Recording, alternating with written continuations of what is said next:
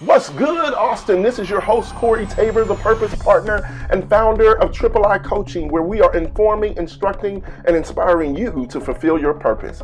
I am so excited to introduce our new podcast, What's Good, Austin, a podcast designed to highlight the good work that people are doing in our community. You know, I've lived in Austin for over 25 years since moving here from Abilene, Texas to attend the University of Texas. Hook 'em horns. I love our community, and I want you to know about many of the good things that are happening in our city. So many of our media outlets thrive on the challenging things that are happening in our city, like record-breaking homicides, a high population of residents experiencing homelessness, and the traffic. Let's not start talking about the traffic. With all the challenges we see on a daily basis, we need a hope shot, something that will inspire us to partner together to see the change we want to see in our city by being the change we want to see in our city. So I will be interviewing people who are doing good work in the business and nonprofit sectors, as well as in our education and faith communities. We might even interview a few celebrities because they tend to love Austin too.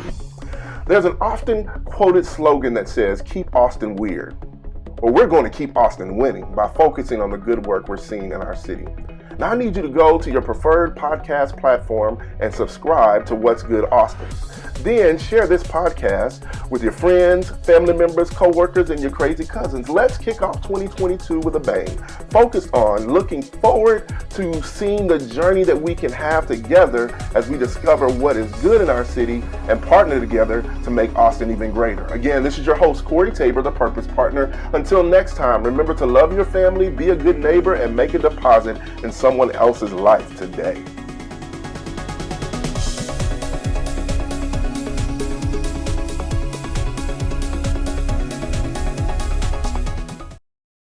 What's good, Austin? This is Corey Tabor, the Purpose Partner, founder and president of Triple I Coaching, where we inform, instruct, and inspire you to fulfill your purpose. Today, I'm so excited to have as my guest Mr. Steve Savage, a legend in the media world here in the Austin area, former manager of KEZI and now owner of ATX Radio.com.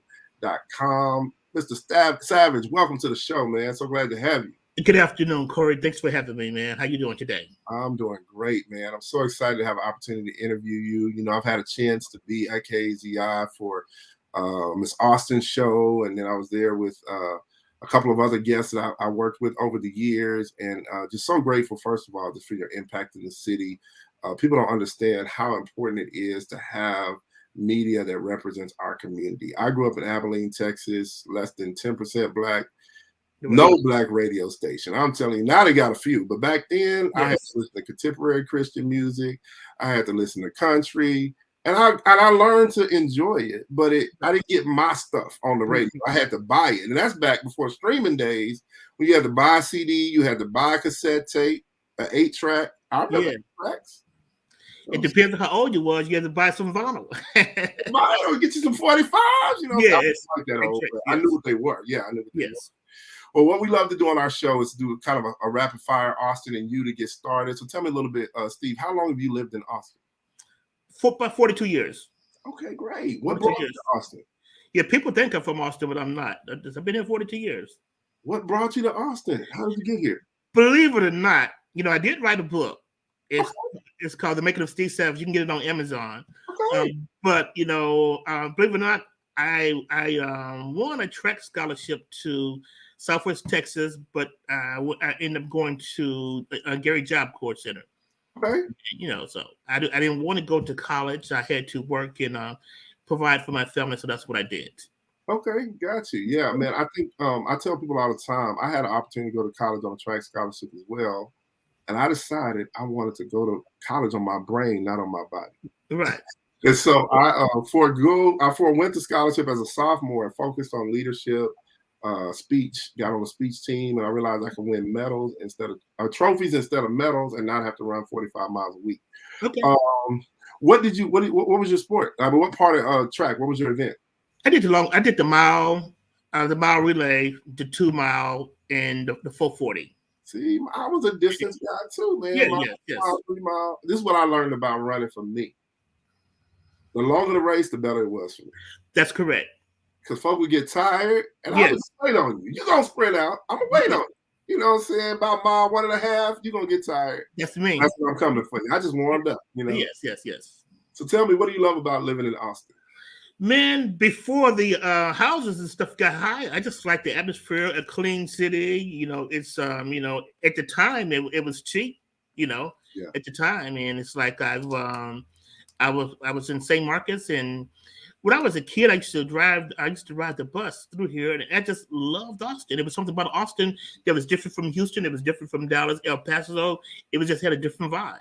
Gotcha. It was a family like. Yeah, I feel But it. now it's a different story now. It's totally different. It's totally different, man. The city has changed significantly. And so we focus on the show on what's good in Austin. And so I'd love to know, what's your favorite place in the city? Like, if you can be anywhere in Austin, where do you love to be? Well, I like to eat. You said I'm a big. I like to eat, so I go to a lot of restaurants. One of my favorite restaurants is called the French Quarter, Jack Allen Cafe, and the Snow Pea. I just go different places. Since COVID, just before COVID, I stopped going out in public a lot. I just stopped doing it. So now I just, every once in a while, I eat out all the time. I got a page called Dining Out with Steve on Facebook.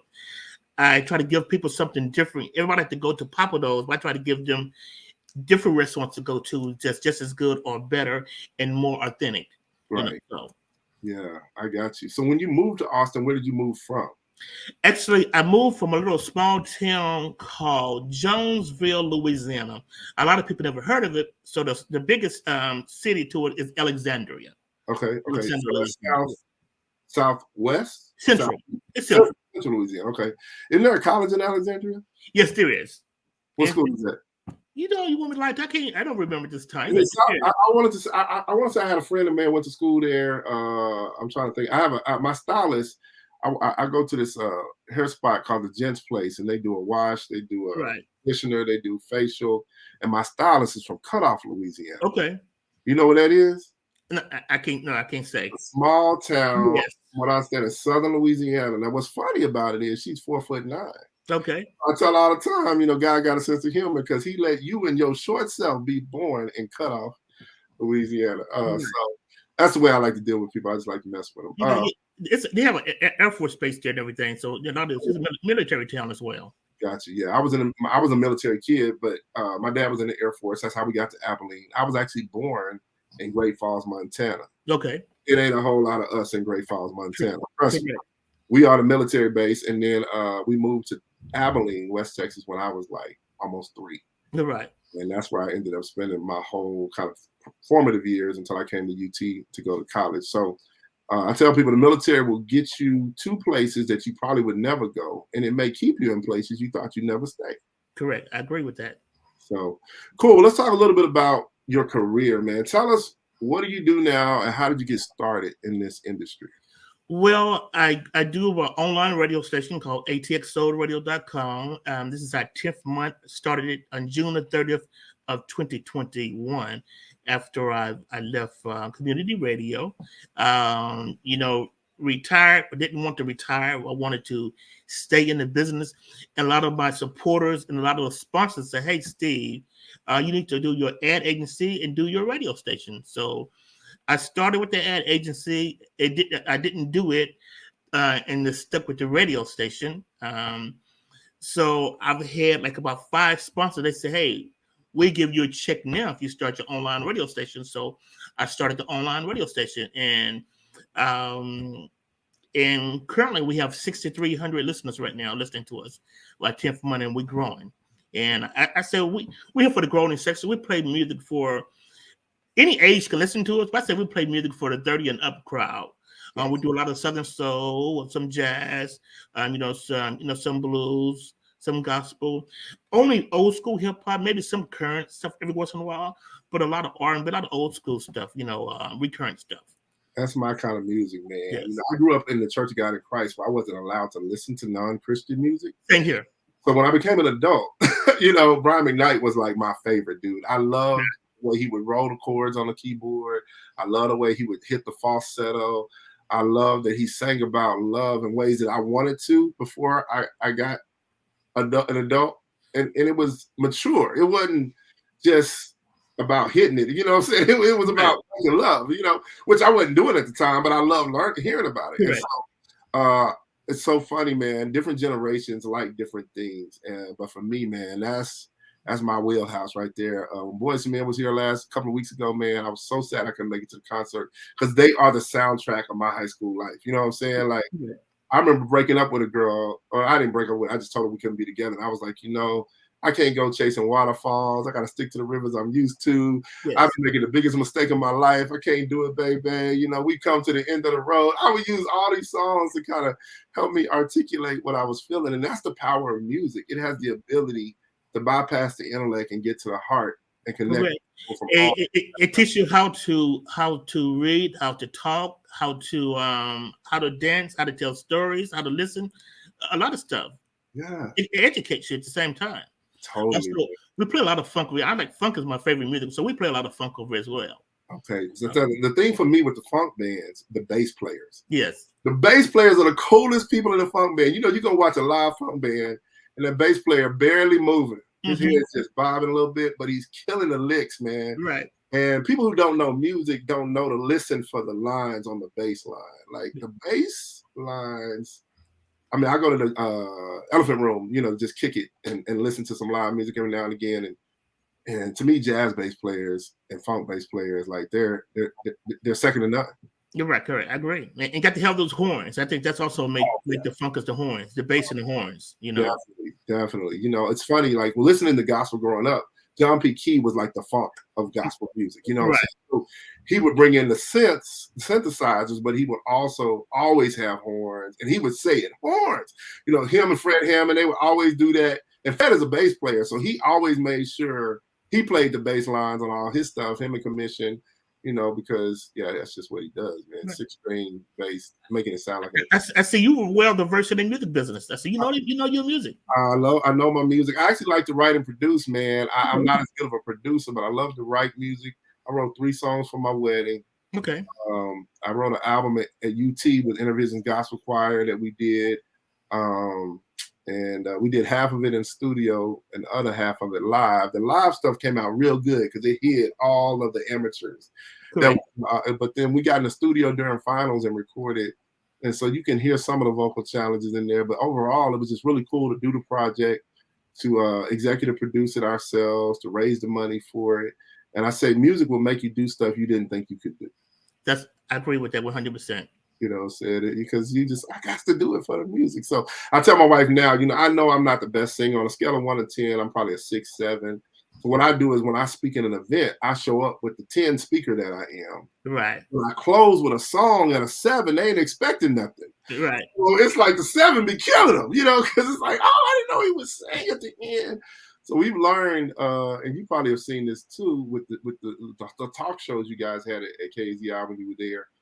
Edutainment is the new thing now. You can't. Yes, it is. You edutain, right? Whether music or rap, spoken word, that kind of thing. So, tell me the role your education played in your journey, and the role that family played in your journey. You know what? Like I said in my book, The Making of Steve Savage is on Amazon, Amazon.com. You can get it. I could just say I was lazy. You could say I was lazy, and I really didn't want to go to school. I didn't want to. I see all these people was spending was in $40,000 in debt, $100,000 in debt, $60,000 in debt. I didn't want to become in debt, starting off. So what I did is I wanted to take that same money that I was going to spend on education and start a business. So I've always been an entrepreneur all my life. Mm-hmm. Ever since I've been about 13 years old, I've always made money doing something, cutting grass, doing something. I've always saved money. So it's just like, I like being an entrepreneur. I like working for myself. And, I'm an introvert and I don't like to be around a lot of people. Unfortunately, my job, I'm always around a lot of people, but I'm an introvert. So I like being by myself. Yeah. So I usually come up with a business that I can maintain, or I don't have to be around a lot of people, so that's what I do. Got you. Yeah. I mean, I think that people need to understand what they're good at, what they're passionate about, right. Pursue it. The guy that did the photography for my books, the 3 books that I'm working on right now, I wrote one that's called Prioritize for Your Purpose, Ordering Your Life to Be Extraordinary. that is the generic kind of non-faith-based version of the book. And then it's all the principles without the scriptures. Then I've got a faith edition coming out for Easter that looks at how Jesus prioritized for his purpose. And then there's a student edition designed to help students, high school and college, discover their purpose and live it out. And part of what we're telling students in this book is formal education is not required to be successful. Correct. Yeah, I want to back up, Corey. I started going to Job Corps, and when I was in Job Corps, I got a job at Job Corps at the student store. So, if you know anything about Job Corps, they pay you to go there. It's kind of like a halfway house between prison and college. Gotcha.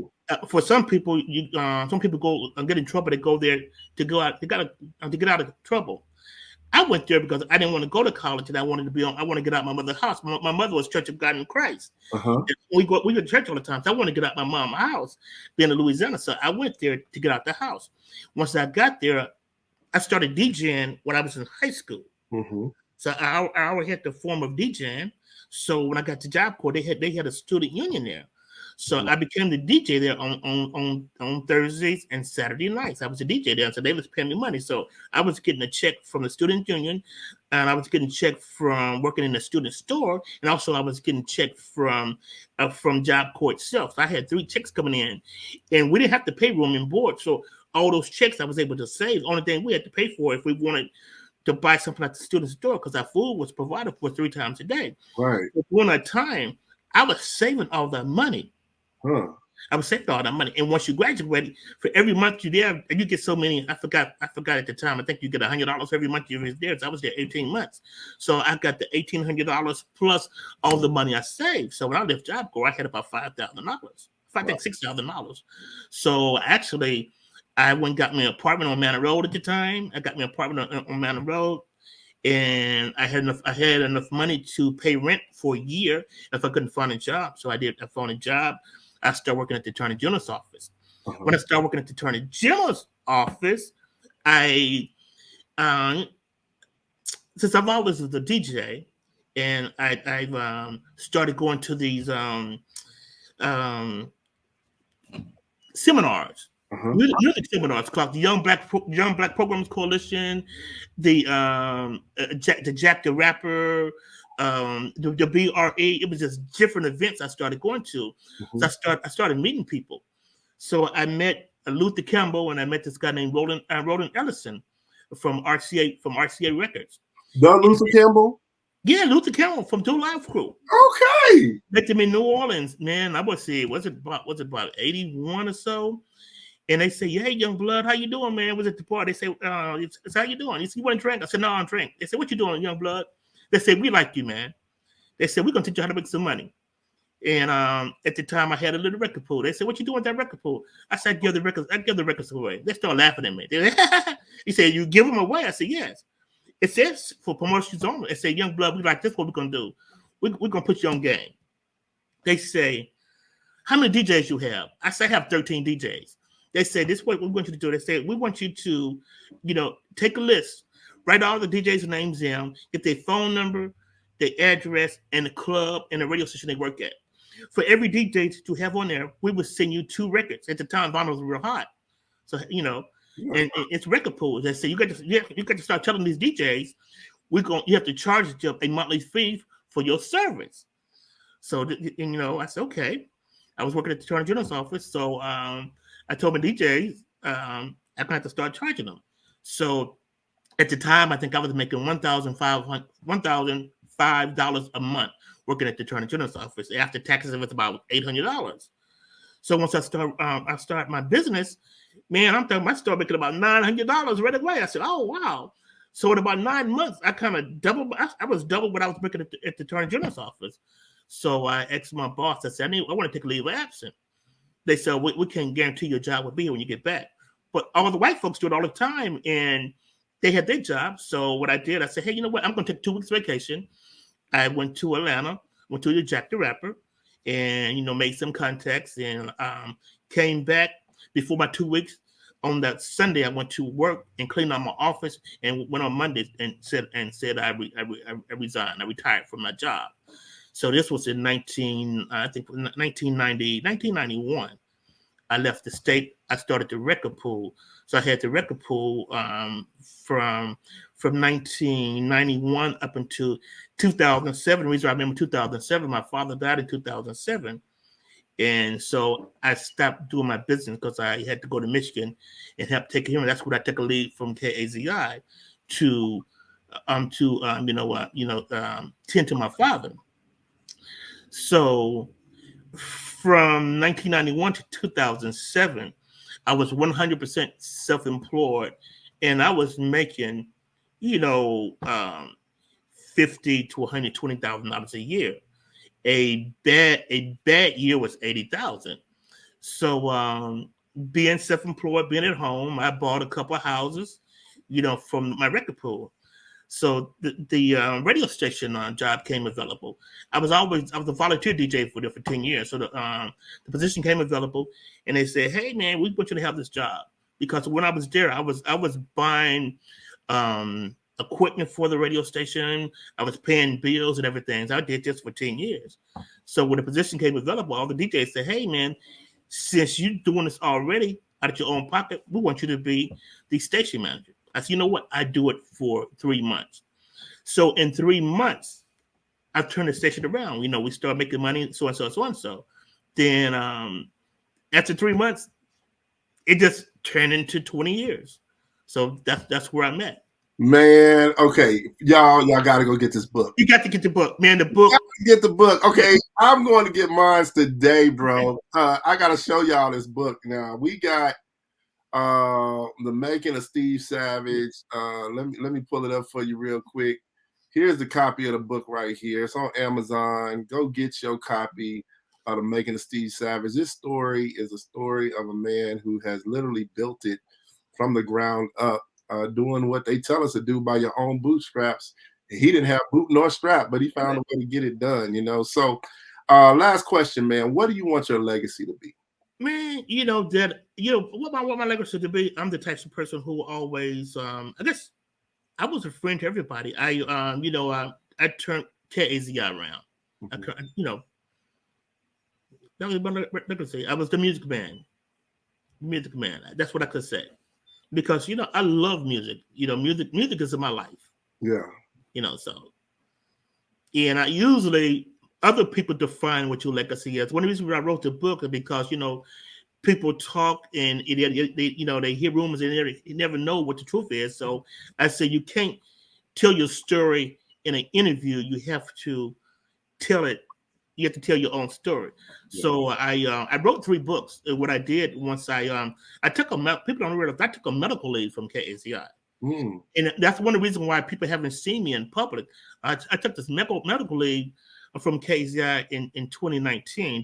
Then my stepfather died, and I had to take care of my mom. So I started spending a lot of time away from KAZI, and spending this time away from KAZI. I said, you know what? Once I took a leave of absence from KAZI, it felt so good. I didn't have the stress. I started losing weight automatically. A lot of my health issues, went away, and I didn't want the stress. So I sold my house, mm-hmm. and with my house, my goal was to buy some land and build a radio station. But I started living in a hotel. Mm. I was only supposed to stay in a hotel for 2 months. For 2 weeks. But being in a hotel, it was so relaxing, and that's why I wrote those 3 books in the hotel, because I didn't have no worry, no stress, nothing to worry in the world. So every Tuesday, I had this young lady. She gave me a list of questions. She said, "This is what I want you to do." She said, "Take these questions, and you call this number, and you speak into this recorder of all the questions, If the question was about my life." So I did that for 5 months. Once I got finished, the editor said, "Hey, this is 3 books." So we came up with the first one. So what I'm going to do, every year anniversary of the first book, we're going to come up with the second book. Then the anniversary of the second book will come up with the 3rd book. So it's just a matter of putting the books out there. That's It wasn't meant to be 3 books. it was just supposed to be just, just a story. But once I start telling my story, she said, wow, you can't do this in one setting, because they say your story is so phenomenal. Right. And one thing I wanted to tell people, you don't always have to go to college. Yeah. To be successful. Somebody called me one day. They want to interview, black graduates. I said, you know what? I didn't graduate from college. They said, you didn't. They said, well, you done well for yourself. I said, yes. It's just I've always, my grandfather, my mother's father from Louisiana, third grade education. But he made it. He bought about 400 or 500 acres of land to hard work and investing and saving his money. So I've always encouraged people to invest, save the money. I was able to not work for a couple of years because I've invested. Like, living in a hotel, you come up with different things. So I stumbled into Bitcoin and Coinbase accidentally. A friend of mine was talking to me. Actually, his name is Bob Moore. He's my engineer now. He was an engineer for KZI. He was showing me how much money he was making off of Coinbase. I said, really? I say, hey, he had showed me how much money he made with $300. I said, man, you made that with $300? I say, man, I put in $1,000 and do it. So I put in $1,000. So with me, I didn't know what I was doing. Yeah, I've always did the stock market. I've been in an investment club, a stock club for 22 years. Mutual Interest of Austin. A lot of Mutual Interest of Austin. You need to get into it. Yeah, Mutual Interest of Austin. All black investment club. Okay. Yes.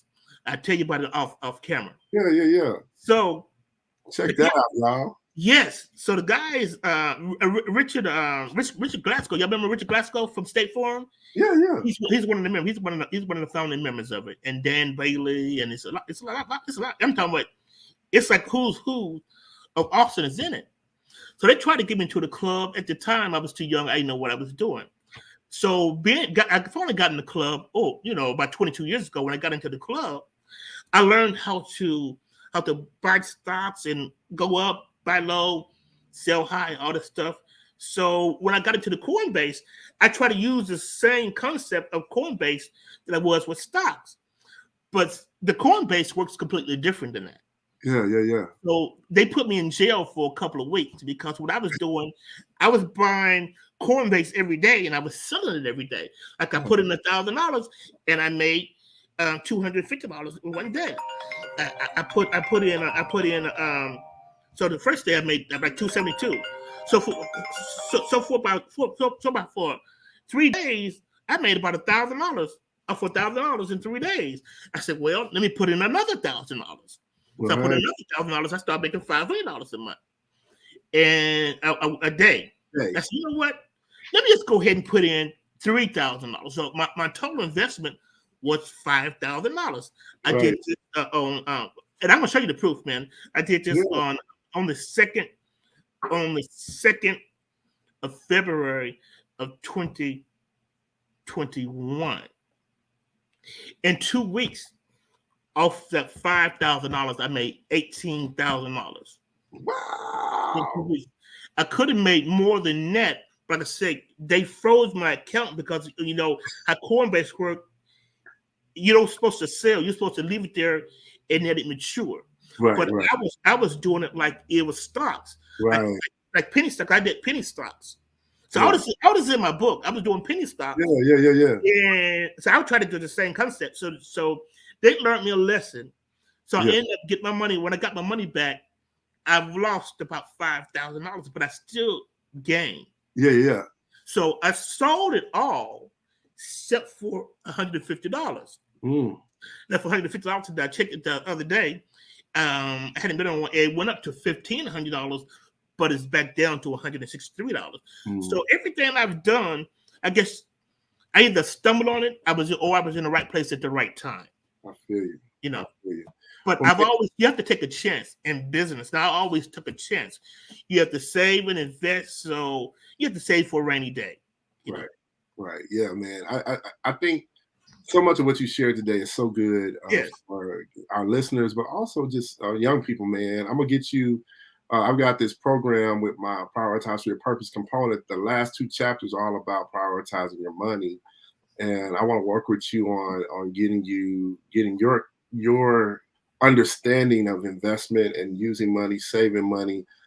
Get you on a clip to talk to young people about it, because I think about when I came out of college, I was making $22,000 a year. I didn't think I had enough money to invest anything, but you can always invest something. You can always save something. And I didn't understand that at the time. I grew up more just spend what you got and then make some more, and spend what you got, make some more. Right. And so I've learned over time the value of it, especially like the long range value of it. And so, yeah, we definitely gotta get you on to talk about that with young people, because as we start going to high schools and colleges, my goal is to help high school students see what you're making at Sonic, what you're making at Chick-fil-A. You're making more money than any high school student has ever made from a restaurant. How do you start setting aside money now? Because when you start saving and investing on a small amount, it's not so hard to save and invest when you make more. I talk about it in my book. When I was in Job Corps, I had my accounting instructor. Her name was Beverly. Her name was Beverly Atwood. Also, she became my State Farm insurer for years. And she always says, Steve, this is what I need you to do. I need you to put aside, it was like a percentage. It was like $21.70. So for 11 years, I saved $21.70 for 11 years. And so I was able to put down $20,000 down on my first house by saving $21.76 for 11 years. Was that weekly or monthly? That's compound interest every day for 11 years that you're not touching. Yeah. Was that weekly or monthly you were saving that? Monthly. Just monthly. That was less than $300. That was less than $300 a month. Wow. That's amazing, man. I want to go. I can show you the proof on this. I've kept every receipt, every investment. I have everything. I can show you everything. I believe it, man. I mean, I've always watched you online because you talked about it. You would have every Friday or payday, you would talk about saving money on social media, man. And I've always respected just your willingness to share your experience and your understanding of how things have worked that way, man. So I'm really glad to have had you on the show. I'm looking forward to getting in touch with you and working with you on some other things. But until next time, you guys, I want to encourage you to save your money. Yes. Invest your money. Go out here and get Steve's book, The Making of Steve Savage. Go to the radio station, atxsoulradio.com. Subscribe to it. Invest in it. Right. Do you have listener support? I do. I have listener support. Yes, I do have listener support. We can support you. I support. Yes. Miss Icy that was on KZI for a while. Yes. I support her podcast monthly. Okay. I just feel like we can put money in each other. Corey, currently I have 6,300 listeners right now. That's awesome, man. 6,300. That's amazing. And, I want to backtrack. I'm no professional in the for saving for his money investment. Everything I do is trial and error. Yeah. I didn't go to school. Right. I didn't read about this stuff. I've lived it. Yeah. So the stuff I talk about just in my book is what I lived. Yeah. Yeah, exactly. Yes, what I lived. Sometimes that's the best experience, man. Yes. It's not theoretical, it's practical, it's actual, So, a lot of times, believe me, if a person saves $25 a month for 12 months, they got themselves $300. $300. If they save themselves $50 a month for a year, they got themselves $600. Right. Just think that's compound interest. Right. Just say if you got paid every week, you put away $5 or $20 every week and don't touch it, that stuff add up. Now, unfortunately, what I've done, I've always used my money. Yeah. My interest I make, I've always lived on it because, working at KZI, I wasn't paid. So I had to make money from investments, or I had to make money from commission. Gotcha. So yeah, because if you listen to KZI, they only had so many sponsors. Right. They wasn't paying like $1,000 or something like that. It was just $100, $200 or $300. Right. So if I wasn't self-employed, if I didn't have my own income, I never could stay that long. But that's so powerful, man. I heard this guy, Jamal Harrison Bryant, was preaching at the Rock in Houston. And, he just launched a new Black Wall Street in Atlanta, 100 Black-owned businesses that they run in Atlanta, in this space in Atlanta. I think it's near like where the Coca-Cola Center is or whatever. But he said, how did the disciples leave their jobs and follow Jesus for 3 years? Right. They had businesses that were operating while they were working with Jesus. And I was like, whoa, I never thought about Peter's fish.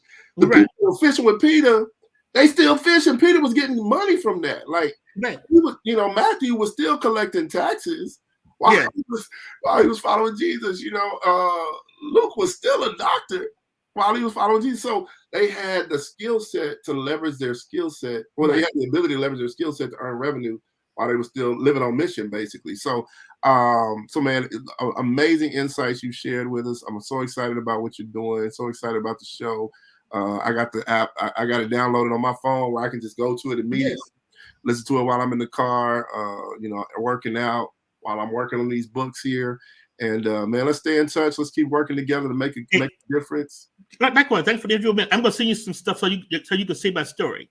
Yeah, man. Everything I talk about, I can prove everything I talk about because I've always held my documentations. Yeah, I got you, man. Well, send me some stuff, man. I would love to see it. So, again, thank you all so much for tuning in. Until next time, we want you to remember to love your family, be a good neighbor, and make a deposit in someone else's life today. Thank you. Have a great musical day. All right.